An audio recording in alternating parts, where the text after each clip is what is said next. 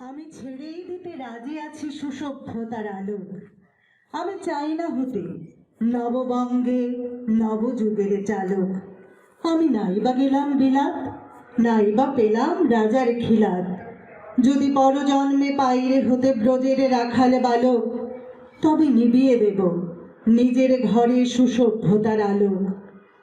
যারা নিত্য কেবল ধেনু চড়ায় বংশী বটের তলে, যারা গুঞ্জা ফুলের মালা গেঁথে পরে পড়ায় গলে, যারা বৃন্দাবনের বনে সদাই শ্যামের বাঁশি শোনে, যারা যমুনাতে ঝাঁপিয়ে পড়ে শীতল কালো জলে, যারা নিত্য কেবল ধেনু চড়ায় বংশী বটের তলে। ওরে বিহান হলো জাগরে ভাই, ডাকে পরস্পরে। ওরে ওই যে দধিমন্থ ধ্বনি উঠল ঘরে ঘরে, হ্যারো মাঠের পথে ধেনু চলে উড়িয়ে গোখুর রেণু। হ্যারো আঙিনাতে ব্রজের বধূ দুগ্ধ দহন করে। ওরে বিহান হলো জাগরে ভাই, ডাকে পরস্পরে। ওরে সামনে মেঘের ছায়া পড়ে কালো তমাল মূলে, ওরে এপার ওপার আধার হলো কালিন্দিরি কুলে।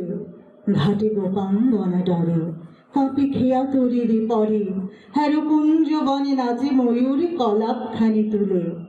ওরে সামনে মেঘের ছায়া পড়ে কালো তমাল মূলে।